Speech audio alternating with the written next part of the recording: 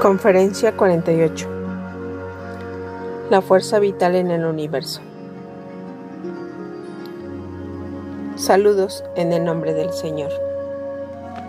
Les traigo bendiciones, mis muy queridos amigos. Esta noche hablaré de la fuerza vital en el universo. La fuerza universal está contenida en todas las esferas o mundos.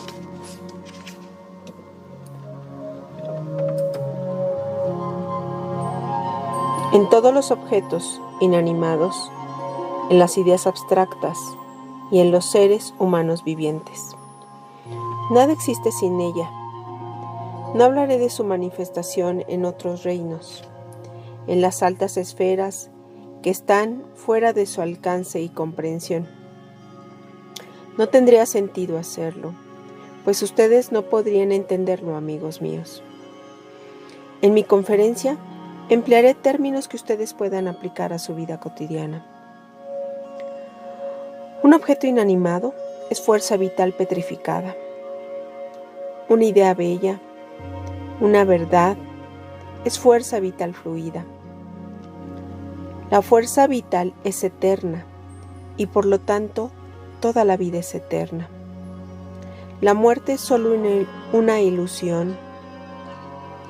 Un objeto inanimado al que consideran muerto lo que está solo temporalmente.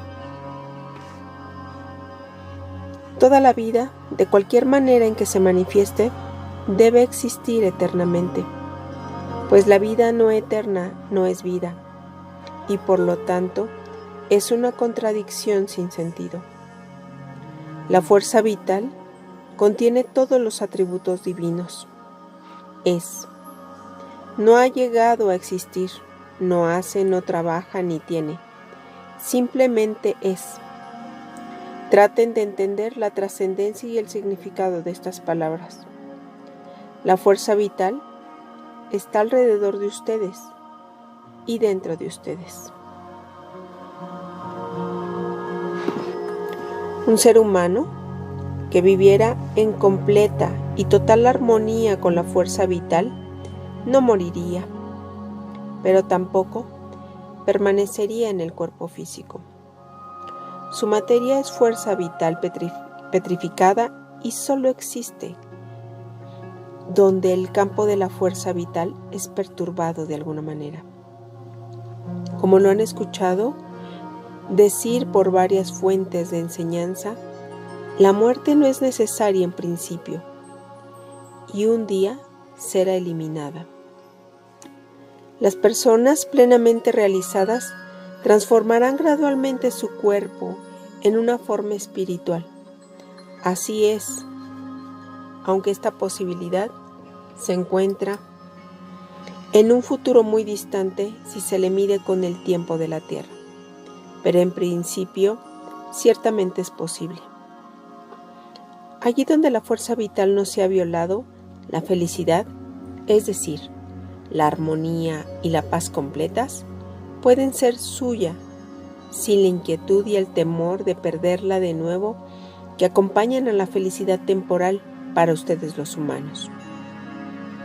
Todos ustedes saben, por las enseñanzas que han recibido hasta ahora, que violan la ley espiritual constantemente dentro de su alma, sino de acción, palabra o pensamiento, por lo menos en sus emociones inconscientes. Siempre que esta violación ocurre, se tuerce la fuerza vital que podría fluir a través de ustedes. Impiden que la fuerza vital los reavive, les dé vida. Lo que les enseño en este camino de autodescubrimiento es una manera gradual, lenta, y no existe una manera más rápida de disolver todas las paredes, rocas y petrificaciones interiores y permitir así que la fuerza vital opere en ustedes. Quien ha experimentado, aunque sea una victoria leve, ha vencido una resistencia, ha encontrado una verdad, o ha tenido un reconocimiento o incluso uno desagradable, o mejor dicho, exactamente estos, ha disfrutado de una sensación de paz, de fuerza y vibrante vitalidad, hasta que hace frente a la siguiente obstrucción. Estos raros momentos deben ser para ustedes una prueba viviente de lo que yo les digo. No es solo un hermoso cuento o una teoría remota y abstracta sin relación alguna con el ahora. Es una realidad absoluta. Es accesible a ustedes en cualquier momento si deciden asomarse a su interior. Las obstrucciones dentro de su alma existen solo porque han violado la ley de alguna manera. Cuando la ley divina se viola, la fuerza vital no puede operar. Dense cuenta de que la ley muchas veces tiene una connotación equivocada para ustedes. La mayoría de los seres humanos, cuando oyen esta palabra, reaccionan a ella emocionalmente de un modo que no tiene nada que ver con el sentido en que la empleo yo. La ley significa para ustedes, a menudo inconscientemente, algo que están forzados u obligados a obedecer. Una autoridad que es más fuerte que ustedes. Esbocé esto en una conferencia entera recientemente. Este tipo de asociación emocional con el concepto de la ley es completamente contrario a su verdadero significado. La ley, en su sentido real y divino, no tiene nada que ver con la fuerza o la compulsión. Muy al contrario. En cuanto se establece la fuerza o la compulsión, ya sea del exterior o de su propio interior, en ese momento se viola la ley divina, pues esta es la libertad interior.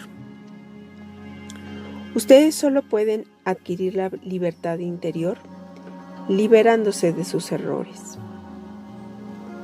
Como primer e inevitable paso, deben traerlos a la conciencia. Solo después de eso pueden liberarse de ellos. Así que en vez de hablar de violar la ley divina, tal vez sería mejor decir que se viola la verdad divina. La verdad es la fuerza vital y la verdad es ciertamente la ley divina. Todos ustedes saben, mis queridos amigos, que el camino por el que los conduzco les muestra la verdad acerca de ustedes mismos. La fuerza vital es regeneración. La fuerza vital petrificada significa degeneración. En sus imágenes, sus conclusiones equivocadas, su ignorancia y sus errores conscientes e inconscientes no viven en la verdad y por lo tanto se prohíben la experiencia de la fuerza vital que, aunque tiene muchos otros atributos, siempre es una fuerza sanadora para su cuerpo, su mente, su alma y su espíritu. Por lo tanto, crean que toda enfermedad física es solo una reacción en cadena, una manifestación completamente externa final de la fuerza vital obstruida. Siempre que tengan obstrucciones dentro de su alma, la única manera de curar la enfermedad es prepararse primero para recibir adecuadamente la fuerza vital. El primer paso es enfrentarse a la falsedad, y eso desde luego no es agradable. Esto lleva a muchas personas a creer que nuestro camino no puede ser el correcto. Creen eso porque lo divino es bello, armonioso y dichoso. Experimentar lo contrario es una indicación de que algo opuesto a lo divino está teniendo lugar. Qué malentendidos somos, amigos míos. ¿Cómo es posible que crean que simplemente pueden pasar de largo junto a toda la desarmonía que han sembrado en su alma y luego experimentar directamente la armonía divina? tienen que entender las causas equivocadas que han puesto en movimiento antes de poder comprender la verdad divina. Si han sembrado una planta venenosa en su jardín, que ha echado a perder todas las plantas buenas, ¿cómo pueden deshacerse de la planta mala sin cogerla y arrancarla? Este trabajo no es agradable, ya que el veneno puede incluso afectarlos temporalmente mientras colocan esto, tocan la planta y la arrancan. Pero esto no puede evitarse. Hay que pasar por todo ello. Es mejor arrancarla que dejar la planta venenosa invada el jardín. Se tiene que tolerar el dolor de una u otra manera antes de que puedan liberarse de todo aquello que está en ustedes y en la causa y les ha causado constantemente dolor. Deben aprender a distinguir entre dos tipos básicos de dolor, amigos míos: el que degenera y el que regenera. También tienen eso en el reino físico. Existe el tipo de dolor de enfermarse, de sentir los síntomas de una enfermedad inminente. Y luego tenemos un tipo distinto de dolor, a menudo más agudo, que acompaña el proceso de sanación. El dolor que regenera. Este suele ser, de hecho, siempre es necesario antes de que pueda tener lugar una cura o sanación completa. Este dolor se halla en la curva ascendente. Antes de someterse a una operación, por ejemplo, primero sienten el tipo de dolor de enfermarse, a menudo mucho antes de que sepan cuál es el problema. Y luego su médico descubre lo que anda mal y los opera. En el proceso de sanación toleran un tipo completamente diferente del dolor. Todos ustedes saben que la herida no puede sanar antes de que haya salido la pus y ya regenere todo el tejido, ¿no? Lo que puede decirse del alma, lo mismo puede decirse del alma. No se puede escapar de esta realidad.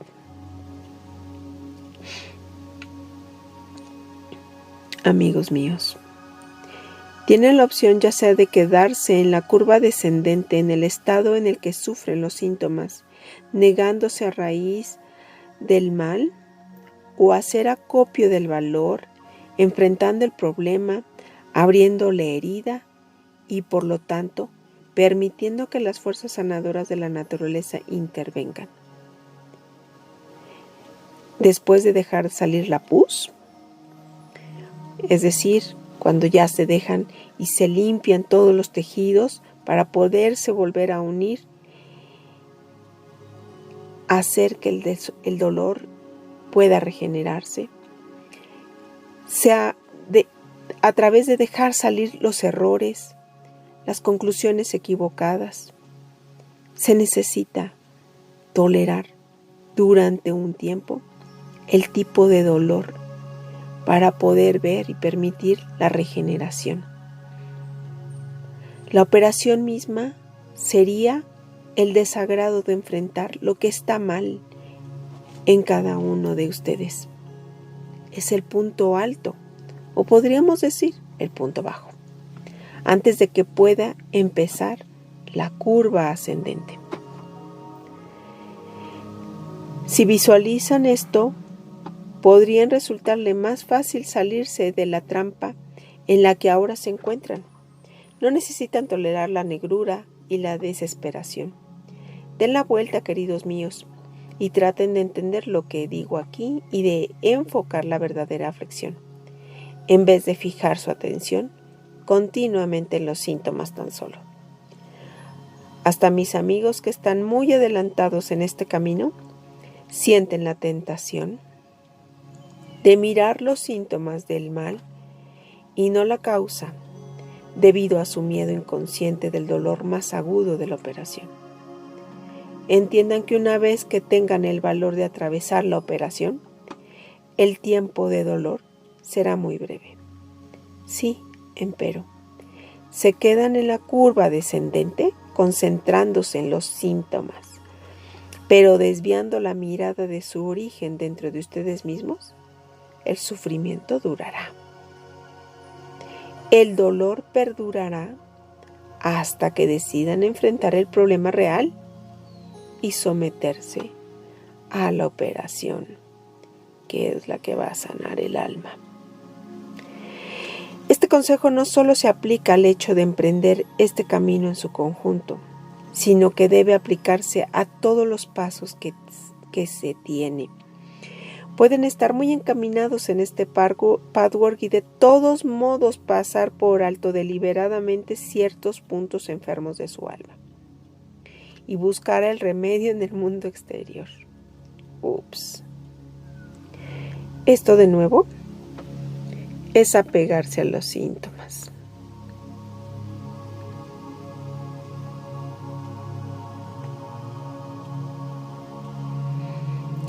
Cuanto más disuelvan las obstrucciones internas, las petrificaciones, haciendo frente a sus conceptos equivocados y a la falsedad que vive en su alma, más permitirán que la fuerza vital fluya a través de ustedes. Cuanto más hagan eso, más pronto se reavivarán en todos los niveles de su ser.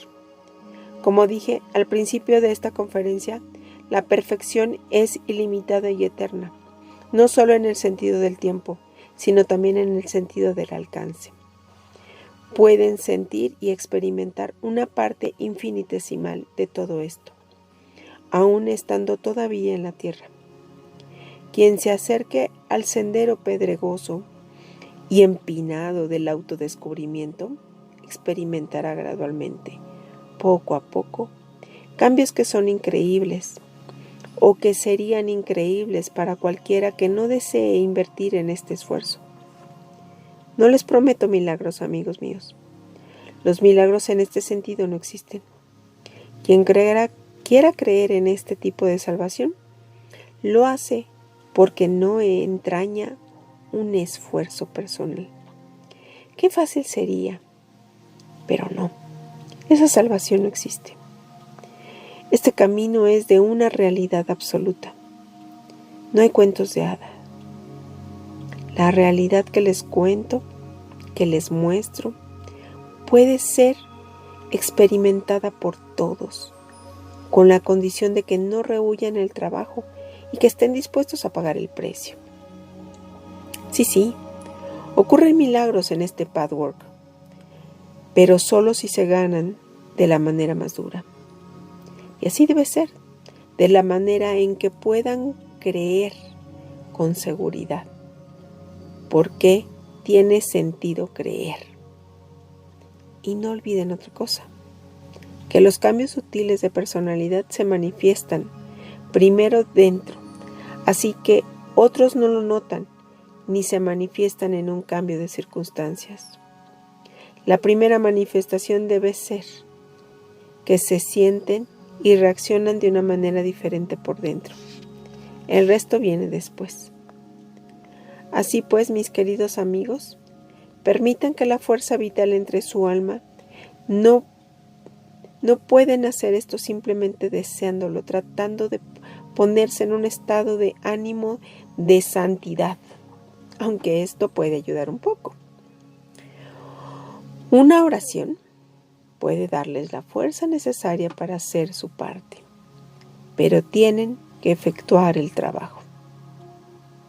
Esa parte del flujo viviente que en un momento u otro han destruido, tienen que regenerarla mediante sus propios esfuerzos de autoconfrontación.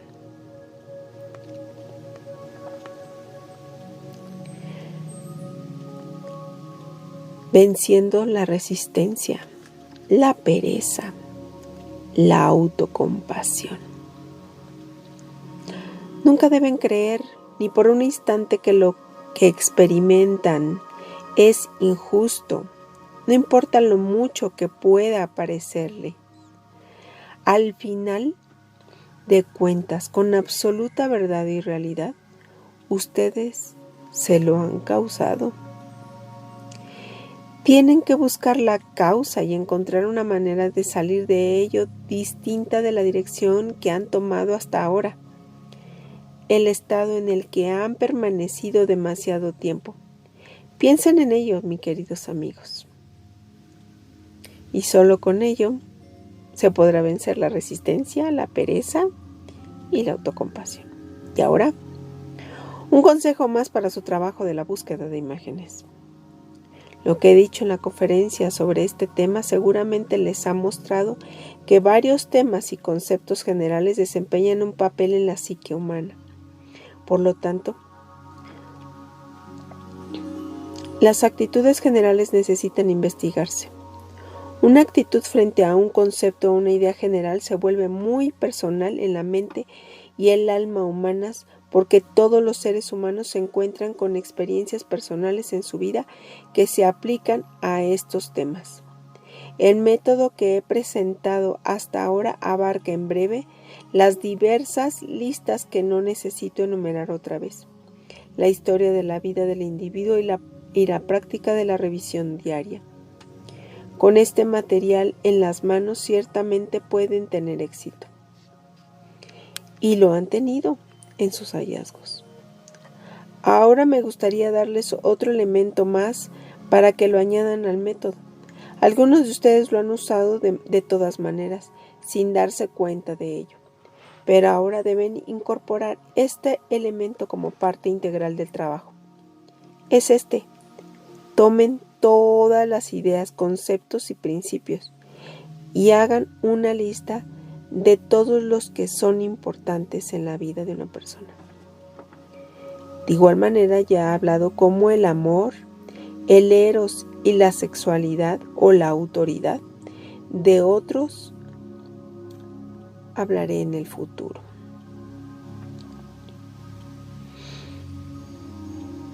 Piensen en el dinero, el trabajo, las diversas emociones, las relaciones humanas, más muchos otros temas generales que pueden examinar sucesivamente según cuál sea el problema más apremiante de la persona. Encuentren cuál es la actitud de cada individuo hacia este tema. Dejen que la persona les diga primero su idea general, su concepto sobre el tema con el que aparentemente tienen dificultades. Luego empiecen a cuestionar a la persona acerca de su vida desde este punto de vista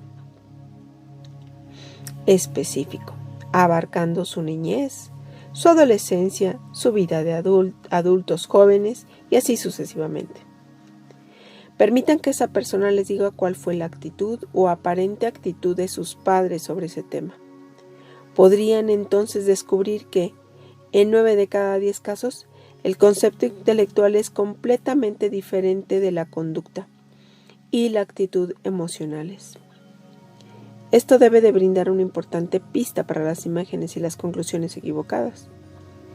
Incorporen esta óptica al método global y úsenla cuando les parezca llegado el tiempo.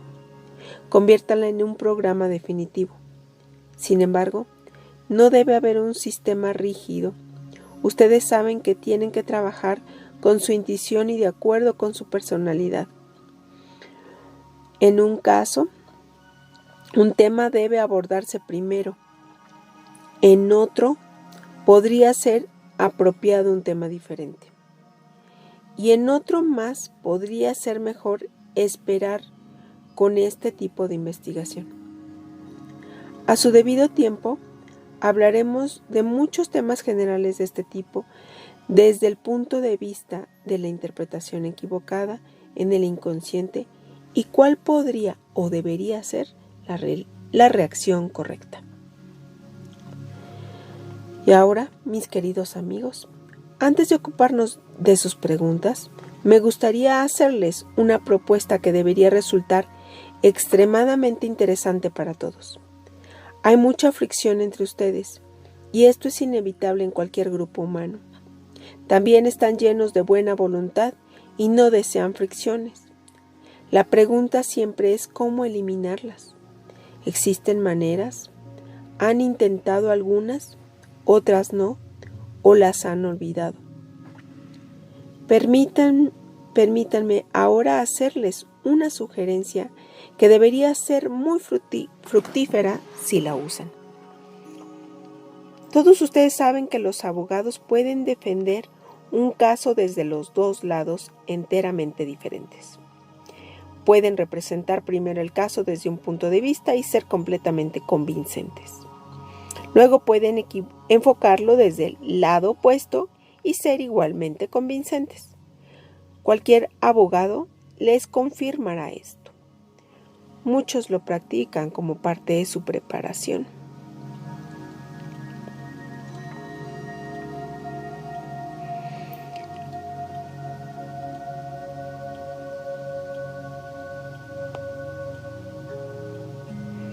Si hay fricción entre ustedes y uno de sus hermanos y hermanas, mi consejo es que se conviertan en su abogado defensor.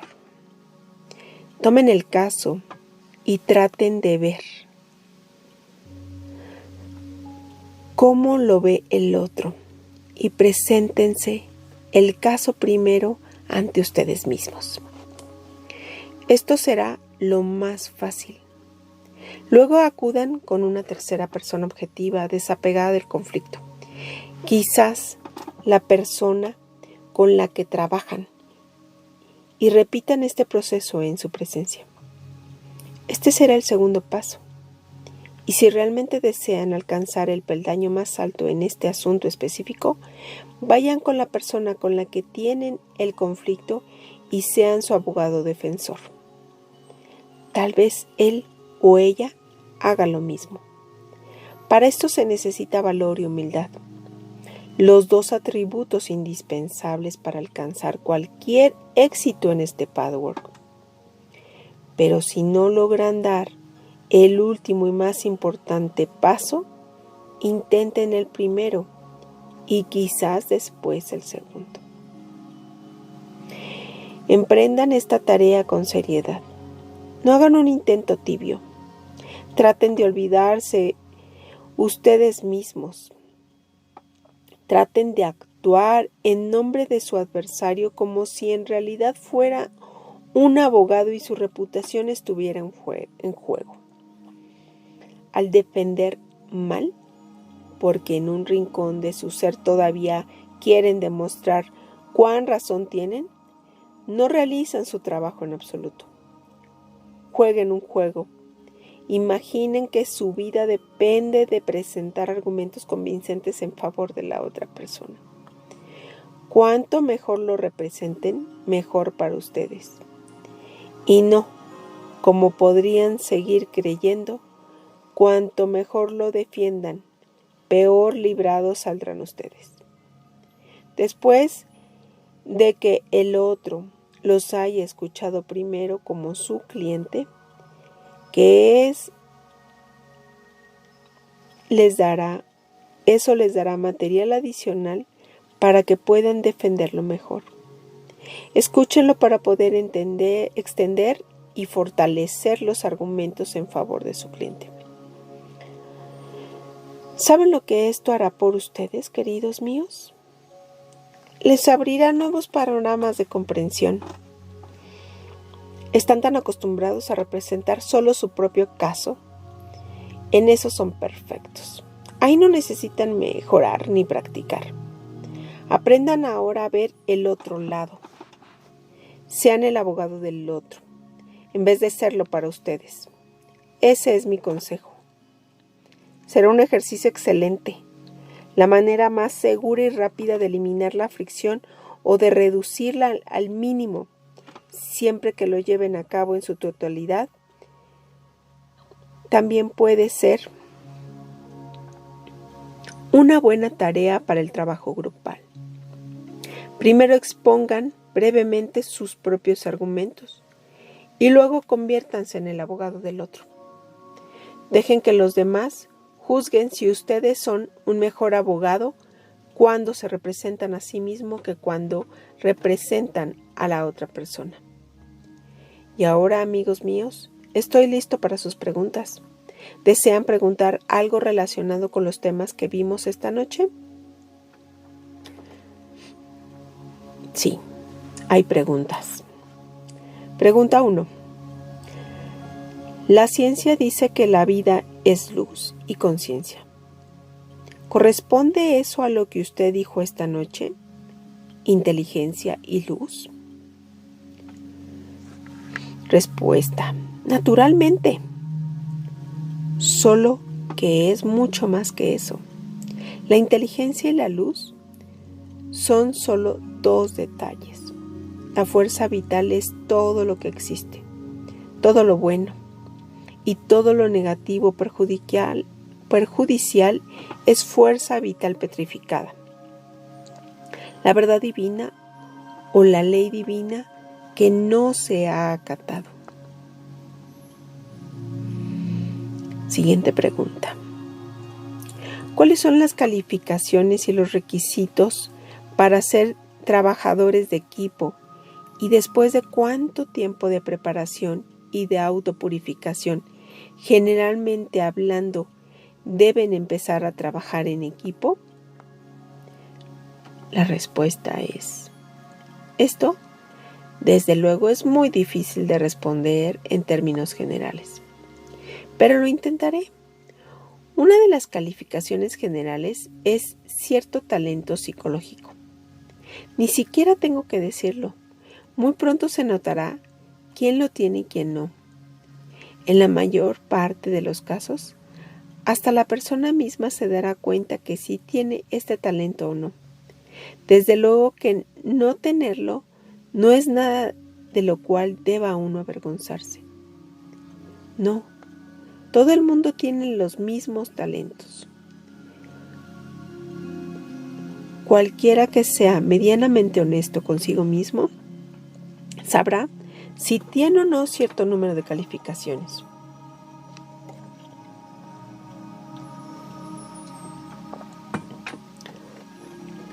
Todas juntas son los talentos que requieren este trabajo específico. Por ejemplo, capacidad perceptiva, intuición, poderes de deducción, poder de observación, un interés cálido en otra persona, sentimientos positivos y también cierto desapego básico. Eso es básico.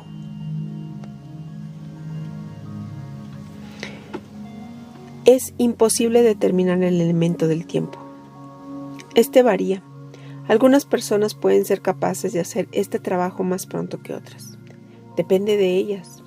No es un prerequisito que todas las imágenes se encuentren disueltas antes de que uno pueda trabajar con otros. Esto no es necesario, aunque debe haberse hecho algunos descubrimientos y debe haberse alcanzado algunos resultados en la búsqueda de imágenes. Pero un prerequisito absoluto es haber realizado exitosamente cierto trabajo en este camino, haber sentido alivio de los reconocimientos y experimentado cambios internos. Antes de esta experiencia y esta sensación de alivio, una persona no podría ayudar a otra.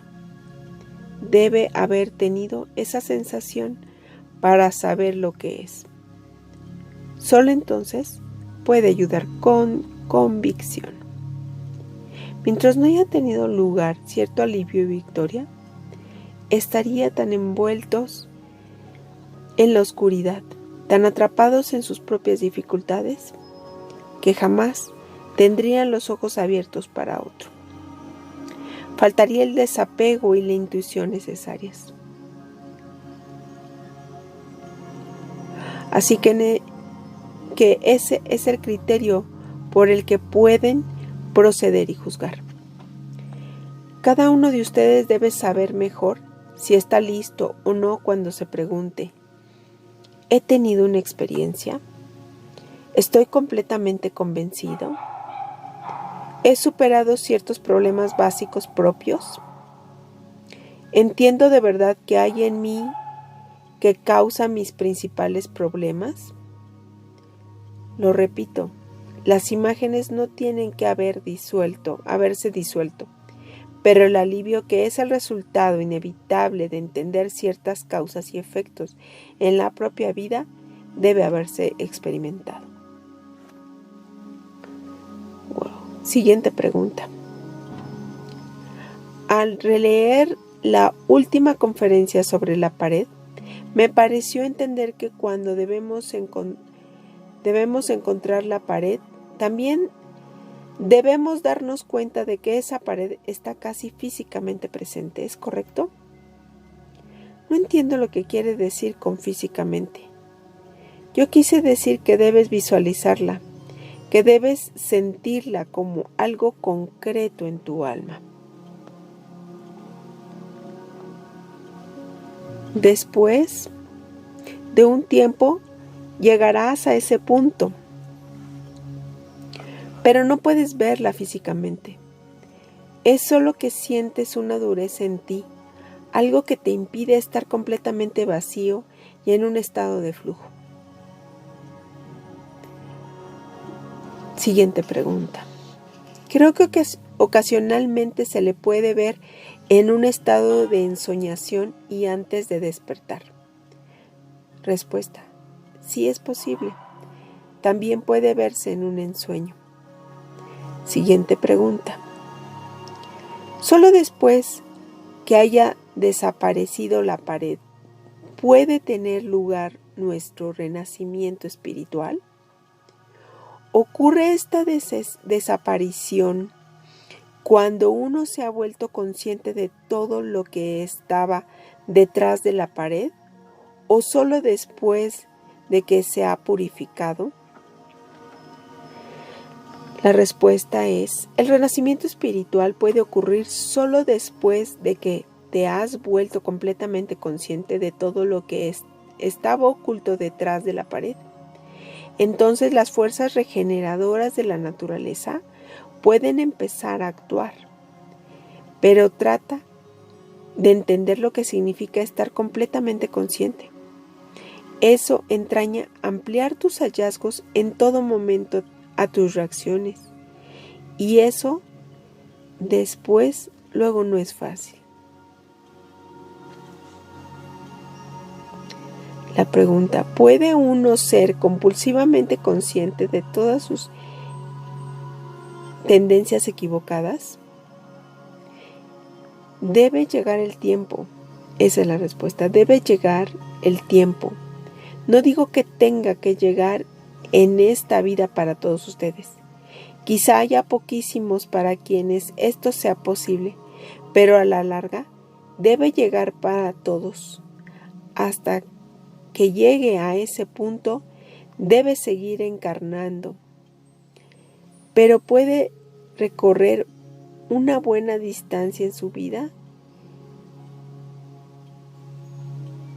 Y si aceleraran todas las vidas subsiguientes, porque su psique se impregna del proceso de autobúsqueda, este se vuelve automático y permanece en el alma, de manera que la entidad se beneficiará de este hábito en encarnaciones futuras. Siguiente pregunta.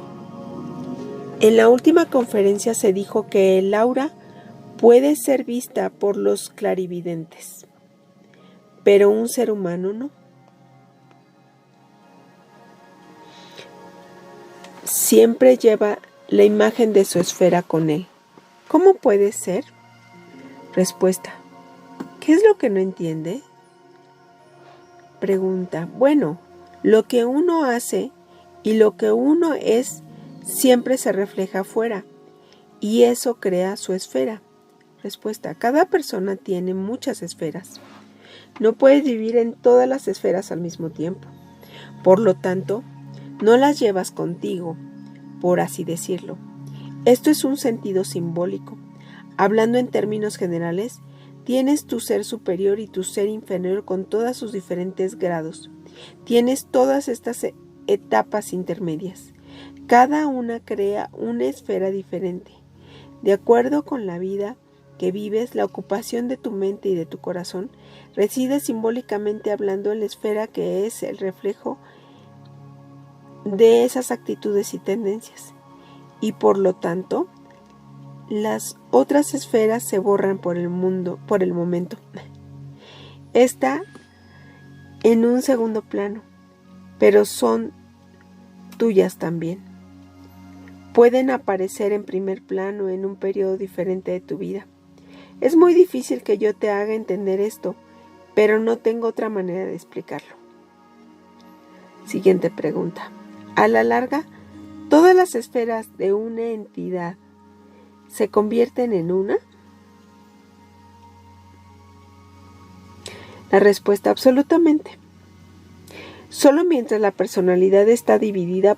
Por favor, no entiendan la palabra dividida en el sentido médico. Cada parte de ella tiene una esfera. Ninguna persona no purificada es una sola, ya que ustedes tienen muchas corrientes diferentes y contradictorias, y estas son divisiones o escisiones. La purificación significa unidad. La pregunta: ¿el mundo espiritual nos envía algunos de nuestros sueños para enseñarnos una lección? ¿Por qué entonces están tan envueltos en simbolismo? Entre el llamado sueño psicológico y el sueño espiritual, el sueño que da el mundo espiritual es una realidad, un recuerdo de tu estancia en el mundo espiritual mientras tu cuerpo dormía. Tú sabes que a menudo experimentas eventos en una esfera. Se te enseña o aconseja acerca de algo y luego te llevas un recuerdo para ayudarte a manifestar aquello que se imprimió en tu alma. Incluso si este recuerdo a la larga, esta impresión en el alma de una experiencia espiritual afectará tu vida sin esfuerzo,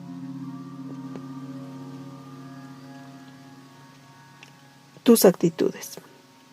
Sin embargo, suele ser útil y más eficaz si esto se fortalece con un recuerdo. Estos recuerdos se representan entonces en un sueño. Las razones por las que vienen envueltos en símbolos complicados que los vuelven confusos son muchas. No puede explicar esto minuciosamente con una simple respuesta. Se necesitaría por lo menos una conferencia sobre este tema. Tal vez dicte en lo futuro, pero ahora solo quiero decir que la personalidad humana tiene muchos niveles, como todos ustedes lo saben. Todos estos niveles tienen sus diversos mensajes que transmitir. Uno vuelve borroso a otro. Esto es una de las razones por la que la ley de distorsiones. La segunda razón es que el lenguaje del mundo espiritual es un lenguaje de imágenes. Cuando estás en el mundo espiritual no encuentras esto confuso, pero en el estado humano, en el que estás acostumbrado a un estilo completamente diferente de expresión, este simbolismo de las imágenes es algo que tiene que traducirse. Esta, incidentalmente, es una de las razones por las que a un espíritu le resulta muy difícil expresarse en el lenguaje humano. Este constituye una limitación imaginaria.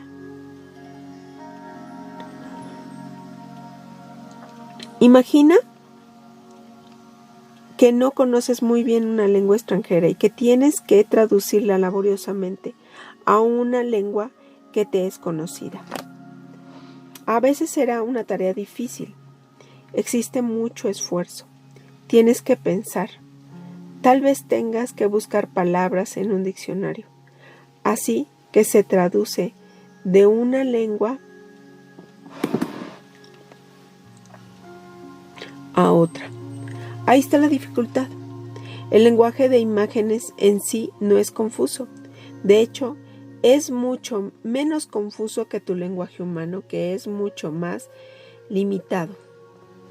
Y una tercera razón una tercera razón, pero desde luego no la menos importante, es que, de nuevo, todas las personas se resisten a descubrir la verdad acerca de ellas mismas. Esa parte resistente se manifiesta en las ocasiones en que tu alma quiere transmitirte un mensaje. Una parte de tu ser quiere darle y mostrarle libremente a tu conciencia cuál es el problema interno. Te muestra esas imágenes, ya sea de la parte de tu personalidad que desea avanzar y volverse más consciente, o de recuerdos del mundo espiritual que desea servir el mismo propósito, solo que de una manera diferente, con un método distinto que muchas veces no sabe distinguir. Ni siquiera es importante que lo haga en cuanto recibas el mensaje en sí. Pero entonces interviene esa otra parte tuya que trata de volver menos claros estos mensajes. Esa parte resistente desea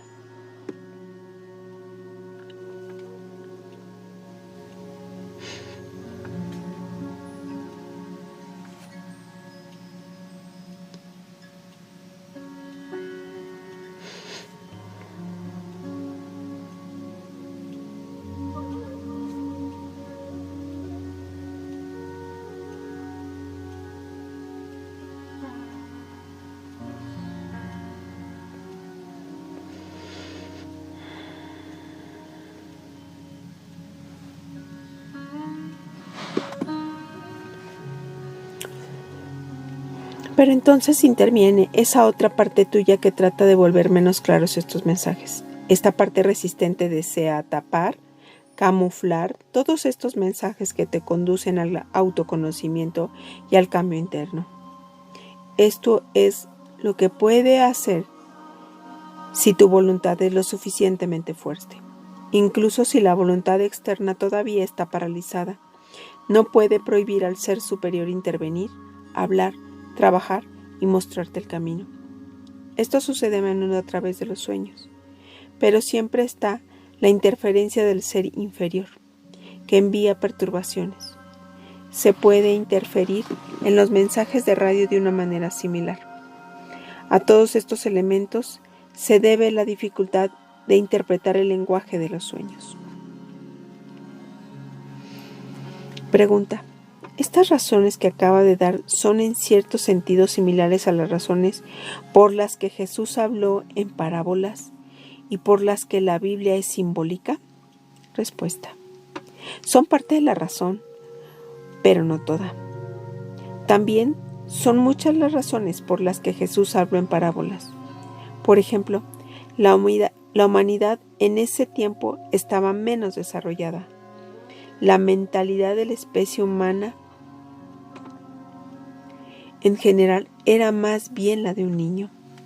Cuando tú le explicas cosas a un niño, lo hace más en un lenguaje de imágenes, en términos simplificados.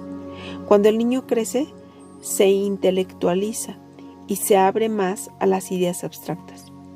Un adulto es capaz de entender una idea o un concepto en términos abstractos. Si desea transmitir una idea a un niño, si quieres contarle un cuento, lo haces con un libro de ilustraciones. Lo mismo puede decirse de la humanidad en su conjunto. Ha crecido un poco desde entonces. Por lo tanto, es más receptiva a las ideas abstractas. Incidentalmente, Jesús no hablaba así a algunos de sus discípulos ni a algunos de sus amigos cercanos. A ellos les hablaba muy abstractamente y no en parábolas.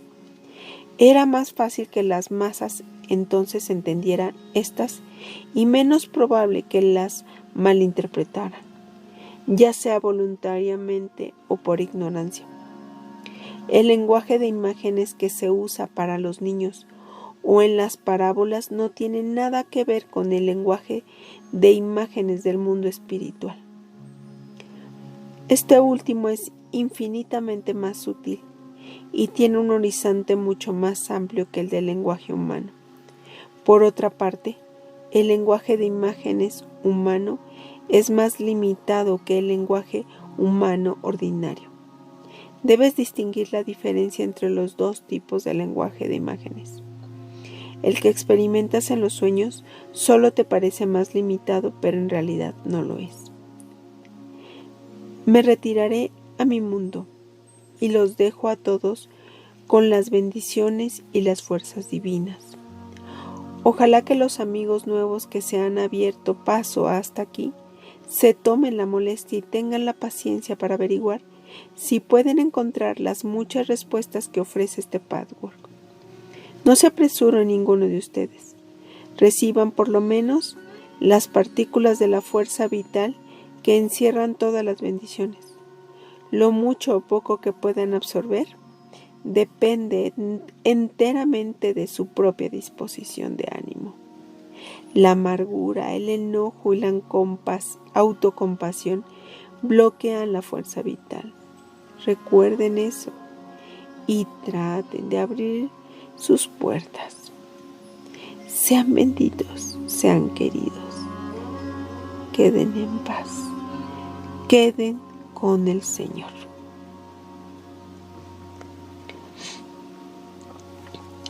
Conferencia original dictada el 13 de marzo de 1959. Edición en inglés de Life Force in the Universe de 1996. Traducción al español de Margarita Montero Subillaga